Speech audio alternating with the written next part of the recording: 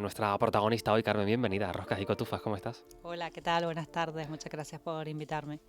Carmen, lo primero que preguntamos siempre, nuestros invitados eligen tres canciones que iremos escuchando. Esta es la primera, ¿por qué la has elegido? Pues mira, porque me encanta la música de piano y se llama Bluebird. Me relaja muchísimo, me da mucha paz. Entonces siempre cuando estoy trabajando intento poner música de piano, se la pongo mucho a mi hija y me gustan muchas, pero de todas ellas elegí esta. Y la siguiente pregunta que hacemos siempre cada tarde, si de pequeña te preguntaban qué querías ser de mayor, ¿qué les decías? Pues la verdad que quería ser diseñadora de moda o Oh, actriz. Sí, porque soy una persona muy creativa. Y me encanta, no sé, me encanta la creatividad, me encanta la moda, me gusta mucho diseñar. De hecho, mientras estudiaba medicina, todos los sábados iba a un curso de diseño de joyas y mientras hice la carrera también hice lo de diseño de joyas. Entonces, para mí es muy importante mantener esa creatividad en mí. Y eso un poco me ha ayudado la medicina estética, ¿no? que Y eso tiene mucho de creatividad, la medicina en general también, ¿no? Cuando intentas llegar sí, la a... medicina en general sí, pero quizás la oncología no tanto. Y cuando durante el proceso de hacerme oncóloga ha sido muy bonito, pero también ha sido muy duro y ha habido épocas en las que incluso he querido dejarlo. Y me di cuenta que es que también me faltaba ese lado creativo que no estaba desarrollando. Entonces, pues por un lado, desarrollando mi lado creativo gracias a medicina estética y por otro, también darle un sentido a la medicina estética, no solo creativo, sino darle un sentido a poder ayudar a esas pacientes a las que yo llevaba en oncología a sentirse mejor, sentirse identificadas, a verse en el espejo, reconocerse, a sentirse bonitas. Entonces no solo tiene un sentido para mí creativo, sino también un sentido de meaning, ¿no? De un sentido más profundo. ¿Cuándo decides que definitivamente quieres dedicarte a la medicina? Pues mira, yo soy de una familia, mi padre es oncólogo y mi madre es enfermera y teníamos la consulta en el piso bajo de mi casa. Entonces mi hermano y yo veíamos siempre pacientes oncológicas desde que nacimos. O sea, era parte de nuestra vida. Íbamos con las frutas de plástico en las bandejas por la tarde. ¿Quieren un perrito caliente? Les decíamos. ¿Qué quieren de merendar? Ahí a las pacientes en la sala de espera. Y ellas, a veces mi hermano trabajaba en calzoncillos. Y mi madre, corre, corre, sube, sube, sube. ¿Y lo entendían? ¿Entendían aquella enfermedad? ¿Quién? ¿Ustedes Nosotros. siendo niños? A ver, nosotros es como crecimos con eso, entonces no, al final no lo naturalizas porque es parte de tu vida, ¿no? Y además mi padre ha sido un devoto total a su profesión. Mi madre incluso, en aquella época, mi madre ponía las quimioterapias en mi casa incluso. En el primer piso de mi casa, nosotros vivíamos en el tercero. Entonces, no sé, para nosotros era normal ver mujeres sin pelo, verlas con los turbantes, era parte de nuestra vida, no nos asustaba. Ustedes lo veían normal, era esa rutina de niños, pero sigue siendo una enfermedad que el hecho de pronunciarla, seguimos diciendo larga enfermedad cuando alguien fallece, todavía nos da miedo pronunciarla, por si acaso la llamemos. Sí, pues es una de las enfermedades que más miedo da, ¿no? Pero al final, si no te mueres por un accidente, va a haber cuatro enfermedades claves que nos vamos a morir. Una de ellas es el cáncer, enfermedades cardiovasculares, metabólicas o enfermedades neurodegenerativas, ¿no? Como el Alzheimer, Parkinson, etcétera. Entonces, sí, el cáncer es ese gran monstruo que a todos nos da mucho miedo, pero bueno, también yo siempre digo, la esperanza está ahí, la medicina ha avanzado muchísimo, desde que mi padre es oncología hasta ahora sí, ha sido casi como los móviles, ¿sabes? Ha habido un avance exponencial muy grande, todavía queda mucho, pero ha habido un gran avance y también un avance en el proceso de diagnóstico y screening, que eso también nos ha ayudado muchísimo a conocernos mejor, a tener mucha más información y a detectar la enfermedad cuando es curable, que al final es lo más importante. Uno siempre piensa y preguntamos siempre, ¿qué hay que hacer para llevar un estilo de vida saludable, para intentar tener las menos papeletas posible para que nos toque una enfermedad? Esto no sé si seguimos teniéndolo claro o hay que volver a repetirlo, ¿no? ¿Cuáles son las claves para llevar una vida sana? Pues mira, yo soy una fiel divulgadora de que la prevención es la clave. Y es así, o sea, es verdad que en un pequeño porcentaje de personas genéticamente te va a tocar, pero en la mayoría de todos los seres humanos vamos a tener cáncer debido a los hábitos de vida, saludables o no saludables. Entonces, lo más saludable que puedes hacer es hacer deporte, la alimentación, el buen descanso y evitar el tabaco y el alcohol. Con eso casi que tienes muchas menos papeletas de poder tener cáncer. Y actividad física, no basta con caminar 30 minutos al día ya, ¿no? No, actividad física hay que combinar aeróbico con anaeróbico. Es importante hacer ejercicios de fuerza, porque al final el músculo lo vamos perdiendo a partir de los 40 años, y el músculo es el que nos va a levantar de la cama cuando lo necesitemos. Y aeróbico para también darle esa potencia al corazón y esa resistencia. Entonces lo ideal es combinar ambas cosas. ¿Qué sabemos del cáncer hoy, que hace 10 años igual no estaba tan claro? Bueno, sabemos, por ejemplo, que antiguamente lo queríamos matar de una manera de que ponemos tóxicos y lo matamos, que hoy en día también lo seguimos utilizando, pero ahora vamos personalizando un poquito más el tratamiento del cáncer. Primero, que lo sabemos diagnosticar mejor. Segundo, que lo personalizamos más, porque al final el cáncer es una enfermedad que proviene de ti mismo, no es como un virus, una bacteria que viene y es para todos igual, ¿no? Es la misma bacteria, por eso una vacuna sirve para todos, en el caso de un virus. Pero en el cáncer no, el cáncer viene de ti, de tu propia célula, entonces tienes que utilizar tus propios mecanismos porque no se están dando cuenta que te están generando un daño, ¿no? Entonces, por eso por lo que se va más hacia las inmunoterapias, que al final es una manera de hacer tu sistema inmune un poco más inteligente para que detecte el fallo que hay en tu ADN cuando genera el cáncer. O terapias, o sea, se está estudiando más el cáncer, oye, pues tú tienes este cáncer y tienes este tipo de mutaciones, este tipo de alteraciones genéticas, y qué droga te puedo dar yo que match, ¿vale? Con esa alteración genética o esa mutación para que vaya solamente a tu tumor y no al resto de tejidos sanos. Entonces, es una... Cada vez la oncología está más personalizada y bueno, y eso es lo bonito, ¿no? De que en un futuro probablemente podamos curarlo. ¿Es, es, eh, ¿Es realista pensarlo, doctora, que más pronto que tarde un diagnóstico de A ver, cáncer no va a implicar? hoy en día hay pacientes que tienen enfermedades incurables que hemos llamado crónicas también, ¿vale? Porque el cáncer tiene varios estadios. El estadio 4 es el que se considera incurable, que es cuando sale del primer órgano de donde nació y se va a un segundo órgano. Hoy en día se sigue considerando incurable, pero en muchas ocasiones podemos llamar que son enfermedades crónicas porque puedes vivir con ellos años y años con diferentes terapias y diferentes técnicas que tenemos hoy en día que no teníamos previamente. Doctora, usted también se forma, está un tiempo viviendo en Londres, Sí. en Estados Unidos también. En Estados Unidos fui durante mi especialidad. Cuando se hice la especialidad, pues hice como un rotatorio y estuve allí unos 6 meses viviendo en Houston, Texas, que allí pues está la ciudad de la oncología. En aquella época eran 18 edificios solo dedicados a oncología y fue una súper experiencia. Y luego en Londres estuve 7 años viviendo. Sí, allí fui justo cuando terminé la especialidad y me fui allí un poco a hacer investigación y a aprender inglés. Y el máster de medicina estética lo hice allí también. Y bueno, también a abrirme la mente y a conocer otras maneras de hacer la medicina diferentes de las que yo estaba acostumbrada a ver. Siempre me ha llamado la atención, mira, nunca se lo he preguntado, se lo voy a preguntar y además me da esa visión porque recuerdo cuando Rocío Jurado fue diagnosticada de cáncer, se fue a Houston Mm. y teníamos esa idea o por qué estaba esa idea de por qué ir a Houston si aquí te puedes tratar tan bien. ¿Hay alguna herramienta, algún sistema, hay alguna manera de abordar el cáncer diferente allá que aquí, por ejemplo, o al menos en aquel año, en el año No, 2006? realmente lo que son las standard of care, que es lo que le llamamos, que es lo que está aprobado para una enfermedad en diferentes estadios de la enfermedad, es igual en todo el mundo, ¿vale? A no ser que no hayan recursos en algunos países que no los hay. Pero luego están los ensayos clínicos, ¿vale? Los ensayos clínicos o la investigación que cada hospital tiene o no tiene, ¿vale? No es lo mismo los ensayos clínicos que tiene el Vall d'Hebron, que tiene el Gregorio Marañón, que tiene aquí el Hospital Insular, o que tiene el MD Anderson Houston, que tiene 18 buildings y que tiene muchos recursos económicos. Entonces, a la hora de ir a un ensayo clínico, sí es verdad que hay lugares en los que tienes más opciones a la hora de investigación, pero lo que es el standard of care debería de ser igual. El abordaje, por ejemplo, del cáncer en Estados Unidos, en Inglaterra o aquí en España, ¿cómo se hace la manera de abordarlo con el paciente desde que hay un diagnóstico o el propio sistema preventivo también? ¿Cambia, varía con esa visión de los tres lugares que tiene, doctora? En lo que yo aprendí estando fuera, en principio, a nivel del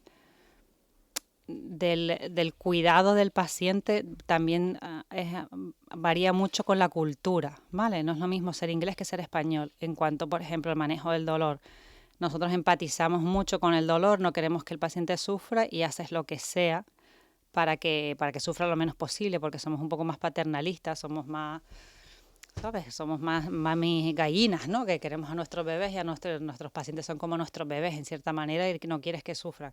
En el caso del inglés, a mí eso me costó mucho entenderlo al principio, y hoy en día un poquito.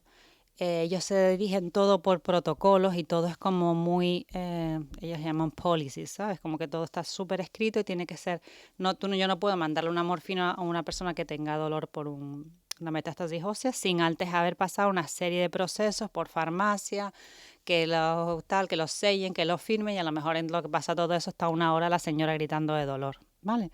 Entonces, eso a mí me llamó mucho la atención de, oye, qué suerte tenemos nosotros de poder tener como médicos esa libertad de poder subsanar el dolor a una persona sin tener que pasar por todo esto, aunque a veces esa espontaneidad no sea tan correcta, pero al final la medicina para mí no es un protocolo, hay mucho más de intuición porque al final lo que está escrito en los libros y está escrito en las guías y eso podemos ir todos, pero el que tú subsanes y seas humano con respecto al otro es lo que para mí marca la diferencia en un médico, ¿no? Entonces, en ese sentido dije yo, pues qué suerte tenemos en España, porque en realidad somos muy buenos médicos y estamos muy bien formados y además la formación académica es muy buena. Lo que sí creo que falla un poquito es la visión más allá de lo que es la medicina tradicional, ¿vale? El abrirnos un poco la mente a, por ejemplo, la prevención. Como que es sota, caballo y rey y tratamos mucho los síntomas y no vamos tanto a la causa. O, por ejemplo, todo lo que va alrededor de la enfermedad, ¿vale?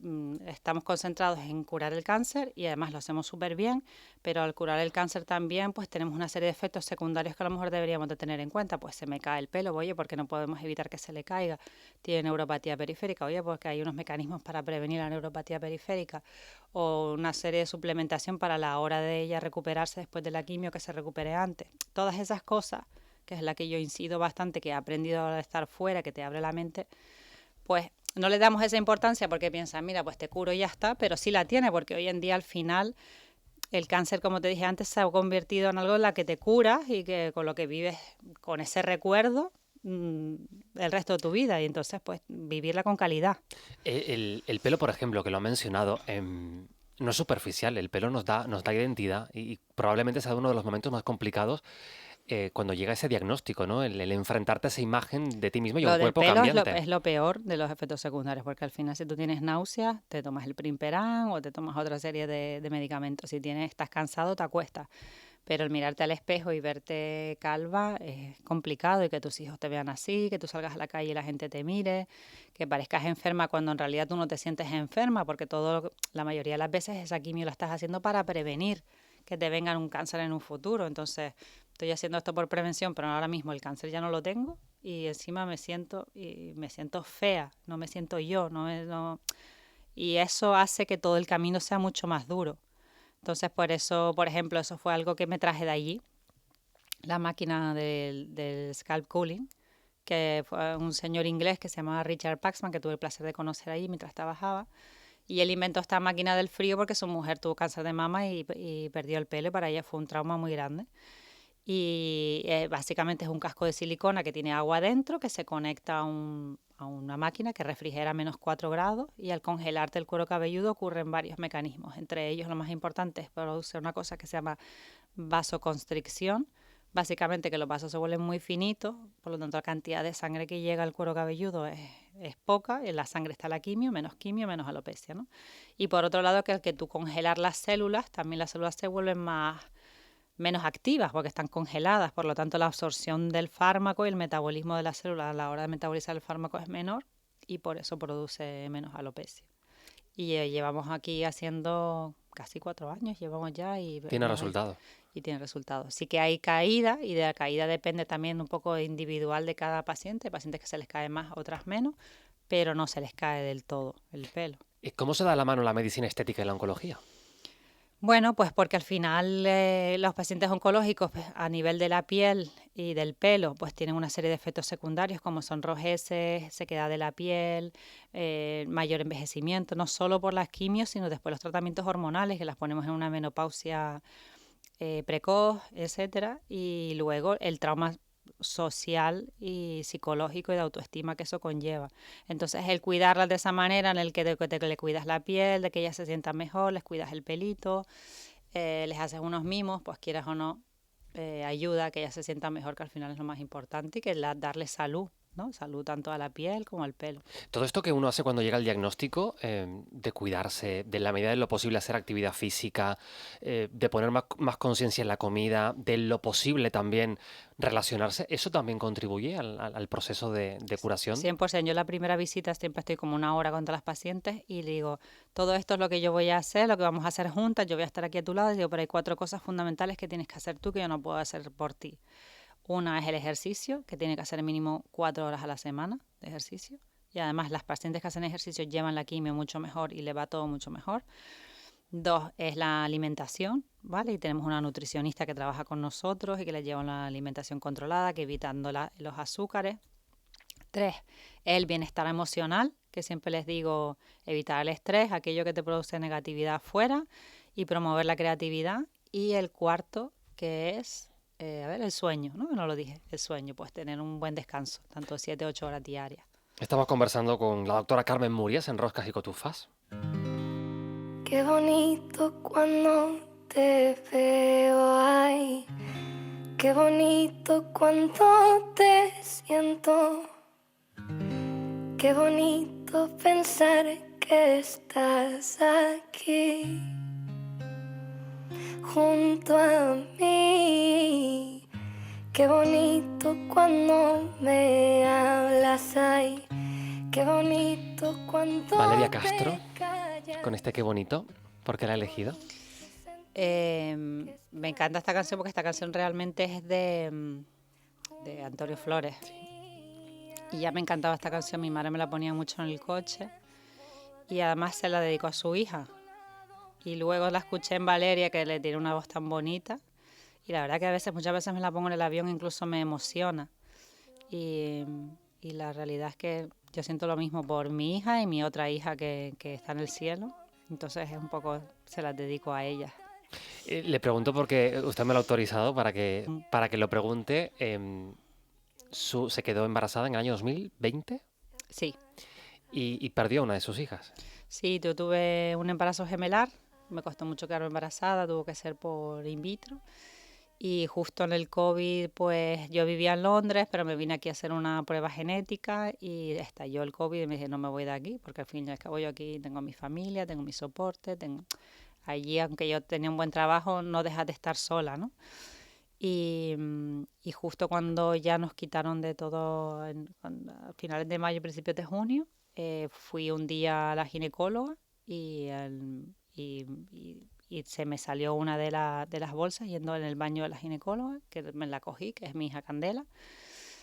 Y fuimos corriendo, vieron que las dos estaban vivas y fui al materno intentando no parir, aunque ya mi cuerpo había parido y no se sabe muy bien el por qué eso me pasó, porque 10 días antes me habían hecho una ecografía y estaba todo perfecto.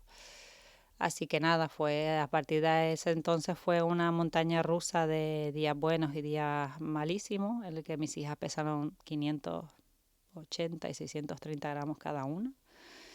Y, y bueno, y eran gemelas encima, no llegaban casi a 25 semanas, por una semana no hubieran sido viables. Pude ponerme los corticoides para que por lo menos sus pulmones pudieran tener un chance a sobrevivir.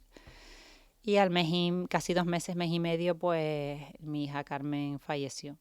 Y bueno, fue un palo súper duro porque al final estás allí como madre, no puedes coger a tus niñas, como muchos te las ponen en piel con piel, pero nunca la puedes como arropar y darle besitos. Y la primera vez que la pude coger y darle besitos, pues estaba ya muerta. Entonces fue un palo súper, súper duro. Pero bueno, yo siempre le digo a mi hija que yo la salvé a ella de que salió la bolsa y no se me cayera, pero luego ella me salvó a mí, porque al fin y al cabo el poder tener a Candela, aunque se me fuera Carmen, tenía una razón para la que seguir adelante, a pesar de haber vivido la muerte tan de cerca. Aunque en aquellos momentos también mi otra hija estaba en peligro y cualquier cosa podía pasar, pero tenía una razón para seguir adelante. Y hoy en día mi hija tiene 5 años, es una niña lindísima y súper sana y es el amor de mi vida. Hay mucho tabú todavía cuando se dan ciertos fallecimientos, ¿no? Cuando un bebé en este caso, socialmente, lo comentábamos hace una semana con nuestra psicóloga Nuria Vega y hablamos que muchas veces socialmente no sabemos cómo hacerlo. Sí, yo la realidad es que lo hablo porque a mí, primero, yo es que tengo 2 hijas, no tengo una. De hecho, tengo sus cenizas aquí yo se le hice a mi marido a mí, y la llevamos siempre los dos En un colgante. en un colgante. O sea, es una sensación de no solo la tienes en tus pensamientos, sino también físicamente. Es como importante para nosotros. Y al final es que yo tengo dos, entonces cuando tienes una hija, hay veces, la mayoría de las veces siempre digo que tengo dos, porque al final tengo dos, y ya Candela, que es mi hija que está aquí, lo sabe, ¿no? Que ella tiene una hermanita que se convirtió en mariposa y que es su ángel de la guarda. Y bueno, yo creo que es importante cuando lo hablas, sanas también. Y además yo que me dedico a algo así tan fuerte como la oncología, el haber vivido la muerte tan de cerca, también te acerca más a tus pacientes, a empatizar más con ellos y con su dolor. Incluso hay veces que he tenido momentos de despedida con pacientes que les he dicho, cuando te vayas, recuérdame mandarme una señal y acuérdate de cuidar de mi bebé y de decirle que estoy aquí, que la quiero. Sé que genera algunos momentos así mágicos también, que si no hubiera vivido la muerte no los tendría.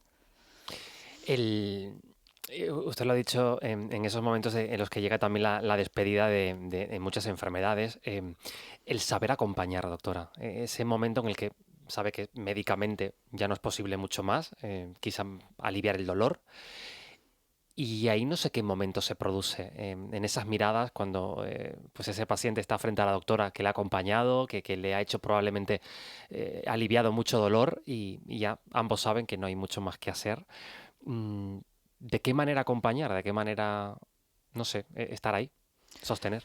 Pues estar ahí, escuchar, empatizar, darle una mano, preguntar cómo está, qué es lo que necesita. Y muchas veces se necesitan pocas palabras, simplemente son gestos, y cuando ya normalmente tus pacientes llevan contigo mucho tiempo, entonces cuando llega ese momento ya te conoces lo suficiente como para saber que el otro lo que necesita. Lo más difícil normalmente no es tanto el paciente, sino sus familiares, porque al final el paciente ya lo lleva asumiendo y ya llega un momento que lo que quiere es descansar. El familiar es el que normalmente le cuesta mucho más aceptarlo, ¿no? Que esa persona se vaya, porque al final somos los que nos quedamos. Y el llevar todo ese proceso a veces es difícil. Pero bueno, para eso estoy yo ahí y intento hacerlo lo mejor que puedo. Doctora, usted trabaja en un hospital privado, Sí. en el caso de Gran Canaria. Hay mucho tabú y mucha mitología también con la sanidad privada, en un momento en el que parece que todo el mundo tiene que tener un seguro privado de salud. ¿Usted ha reflexionado al respecto? Hablaba Bueno, antes yo del... tengo un seguro privado porque creo que si te lo puedes permitir, pues tienes una puerta más abierta, ¿vale? Porque es verdad que al final nuestro sistema de seguridad social es muy bueno, pero también tiene muchas carencias y somos muchos y no tantos recursos, y hay muchas listas de espera. Y bueno, si puedes tener la opción de tener un seguro privado, pues tienes más puertas abiertas. ¿Y por qué no? Pues te ves ante una situación que quieras ir por una vía más rápida o que quieras ir a un médico en concreto, y a lo mejor pues tienes esa opción, esa puerta abierta. ¿Qué faltaría en nuestro sistema público para que no fuera necesario, llegado el caso, tener un seguro privado? Porque hay muy buenos sanitarios en general, hay un buen sistema. ¿Qué falta? Si tuviéramos una varita mágica para resolverlo. Yo creo que, me imagino que faltan muchas cosas, ¿vale? Primero, profesionalizar y digitalizar más, que eso irá con el tiempo. Y segundo, que también es muy complejo, porque realmente cada hospital tiene su gestión, y después cada gestión de cada hospital, de cada comunidad. Hay comunidades en las que el acceso a los fármacos es mucho más fácil que otras comunidades. También si el servicio está mucho más actualizado, si está más motivado, si tira más por la investigación. Y al final eso genera desigualdades entre comunidades, que es donde realmente hay que incidir. Doctora, le voy a presentar a mi compañera Andrea Pérez. Hola, Andrea. Buenas, Tomás. Buenas, Porque Carmen. Hola. la vamos a someter a un test. Ok. Rápido e indoloro, creo. Hay que responder de manera breve, Vale. rápido, pero podemos matizar. ¿Está preparada? Sí, claro. ¿Qué te resulta más terapéutico? ¿Un paseo, una siesta o un abrazo? Un abrazo. Si tuvieras que definir el cáncer en una sola palabra, ¿cuál sería? Trauma. ¿Qué animal sería y por qué? Sería una jirafa. ¿Por qué? ¿Por qué? Porque siempre he sido la más alta de la clase y siempre me he sentido una jirafilla ahí con ese cuello largo. Pero ahora- bueno, tampoco me importaría ser una sirena. Bueno, eso sí es la primera vez que nos lo dicen, Sí. la sirena, por ejemplo. No sé si usted suele hablar con la inteligencia artificial. Sí. Bueno, pues hoy también lo va a hacer porque también le va a hacer una preguntita. Buenas tardes, soy Arminda. Encantada de conocerte, Carmen. Vamos allá. ¿La belleza se cuida más por fuera o por dentro? Por dentro. ¿Un mito sobre la medicina estética que te gustaría desmentir de una vez por todas? Bueno, que yo creo que la medicina estética no es solo poner labios y ver gente como globitos algunos, sino es cuidarte, cuidar la piel desde el interior y hoy en día hay un montón de tratamientos regenerativos en los que te puedes sentir que bella y con salud y con luz sin quitar tu identidad y sin quitar tus facciones. Si pudieras recetar algo que no se vende en farmacias, ¿qué sería? Amor. ¿Qué superpoder te gustaría tener como médica? Tener una varita mágica, como decías antes, para curarlos a todos. Oye, pues muy aprobada, ¿eh? Pues sí. Gracias, Andrea. Nada. La varita mágica que nos gustaría que los médicos tuvieran una, ¿eh? Sí. Para A poder... veces la tenemos, pero no el 100% de las veces. Entonces, pues, estaría guay tener el 100%. Carmen, estar de cerca con la enfermedad y con la muerte ayuda a plantearse la vida de otra manera. 100%. Yo soy una persona súper positiva y veo pocas veces el peligro y tengo mucha rapidez a la hora de adaptarme ante una situación compleja, a salir adelante y ver el lado positivo y aprender de ello. Al final veo personas que sufren todo el día a día, entonces ¿de qué me voy a quejar, no? Al fin y al cabo tengo salud, tengo una casa donde vivir, tengo comida donde comer, puedo viajar, tengo una familia que me quiere, tengo una niña preciosa, marido. O sea, tengo un cuerpo con el que poder hacer deporte, con el poder disfrutar de él. Vivo en una isla donde me puedo bañar en el mar todos los días si quiero. Hay muchas cosas por las que estar agradecido y entonces siempre proyectarme en lo positivo, nunca en lo negativo. Y no le he preguntado y lo dejo para el final. Reina del Carnaval de Las Palmas de Gran Canaria en el año 2009. En el 2009, hace ya una eternidad. ¿Cómo fue esa experiencia? Que además el carnaval va a cumplir 50 años el año que viene y formas parte de la lista de reinas. Sí, la verdad que fue una experiencia súper bonita. Estaba yo en el último año de carrera de la universidad y me llamó un día estando estudiando en mi casa. Me llamó Fernando Méndez, el diseñador, y me pidió conocerme. Y a mi madre le hacía un montón de ilusión y digo, pues venga, lo hago por mi madre, porque también pensé, cuando las cosas vienen a tu vida sin buscarlas, seguro que traen algo bueno.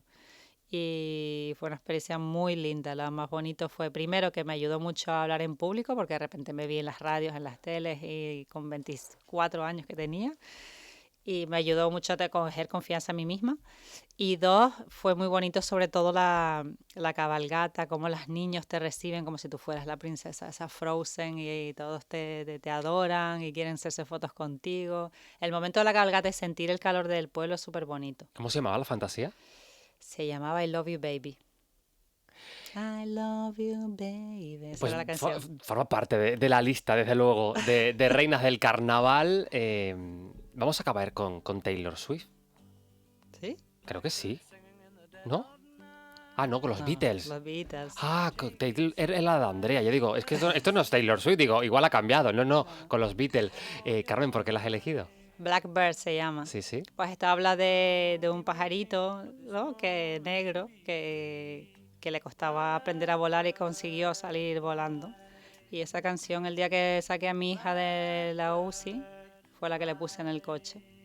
Entonces, al final, fue un pajarito débil, pero es una guerrera, consiguió salir volando y por eso la cogí. Carmen Murias, oncóloga, médica estética, gracias por ser hoy nuestra persona luminosa. Muchas gracias por invitarme, me ha encantado esta entrevista.